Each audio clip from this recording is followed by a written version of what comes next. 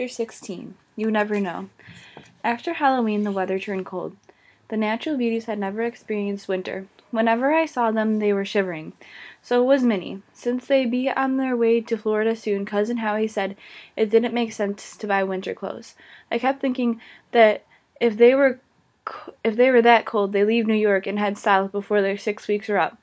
But the natural beauties were determined to stay in New York until the last possible minute. Mom and Mrs. Tubman put together a box for them, sweaters and jackets for the kids, and winter maternity clothes for Eurodora.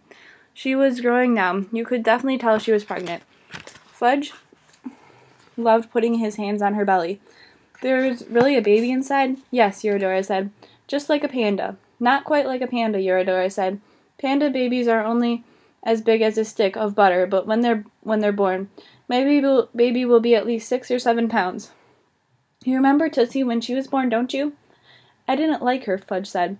But you like her now? Eurodora said. Not as much as I'd like a panda. Panda, Tootsie said. That's right, Eurodora said. You're getting to be quite a talker.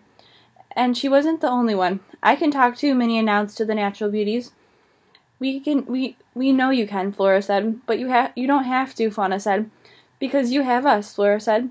No, Minnie shouted. What do you mean? Fauna asked him. I think he means, Flora began. Stop, Minnie said. Stop, Fauna asked. I can talk myself. Is he saying he doesn't want us to talk for him anymore, Flora asked. I think that's what he's saying. What you're saying, Minnie, Fauna asked. Yes, I guess he's growing up, Flora said. I guess he's not our baby brother anymore. Fauna agreed, sounding sad. Cheer up, Fudge told them. Soon you'll have another baby in the family. It might even be a panda baby. A panda baby, the natural beauties laughed. You never know, Fudge told them.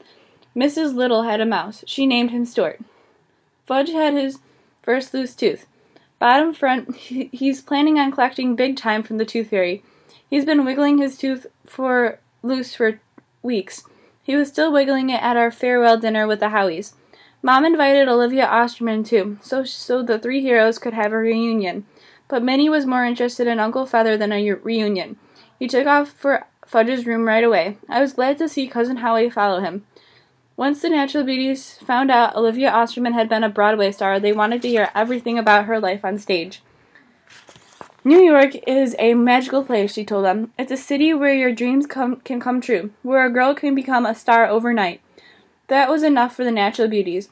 Please, please, please, they begged Eurodora. Can we please stay in New York? You and Daddy can go south, and we'll come down to visit. That's out of the question, Eurodora told them. You belong with your family. The natural beauties looked at Mom. Oh, no, I thought. Please, Cousin Anne, Fauna begged. We wouldn't be any trouble, Flora said. No, no, no, Eurodora said. That's not what I meant. But the natural beauties had their own ideas. We'd help with Tootsie, Fauna said. What about me, Fudge asked. Don't you want to help out with me? Sure, Flora said. With you, too. Girls, Eurodora told the natural beauties. That's enough. Enough of what? Howie asked, returning with Minnie. Never mind, Eurodora said. Mom thanked the natural beauties for their kind offer. Wasn't that a kind offer, Warren? Dad nodded, but he looked worried until Mom said, Unfortunately, girls, this isn't the right time for us to take any more responsibilities. Well, of course it isn't, Eurodora said. Besides, Dad said, winter is long and hard, and you're not used to it. But we'd love to see snow, the natural beauties said at the same time. What are we talking about, Cousin Howie asked. About college, Dad said, thinking fast. Maybe when Flora and Fauna are older, they can come to New York to study. And live in a dorm, I added. Yes, Mom said. They wouldn't want to miss out on dorm life. I bowed my head and silently gave thanks that Mom and Dad are smarter than I thought. Dorm life, Cousin Howie said. I don't know about that. I've read they have co-ed dorms these days. Well, we don't have to worry about that yet, do we, Eurodora said. A minute later, Mom announced that dinner was ready, and we took our seats at the table. Let's all join hands and give thanks, Cousin Howie said. I wasn't about to tell him I already had. We went around the table taking turns. Cousin Howie gave thanks for finding his long-lost family. Mrs. Osterman gave thanks for an interesting life. The natural beauties gave thanks for New York. Minnie gave thanks for Edgoff, then leaned over and licked Fudge's arm. Fudge inched away and pulled down his sleeves. Then it was Fudge's turn. I give thanks for money, he said. Dad sighed. Can you think of anything else, Fudge? Toys, Fudge said. I'll bet there are other things you're thankful for, Dad said. Oh, those things, Fudge said, and he started listing all of them. I give thanks that Uncle Feather can talk again, and his wing is better, and that I'm smart, and Mom and Dad love me best. He looked right at me. Ha ha, Pete. Ha ha, I said, but he still wasn't finished.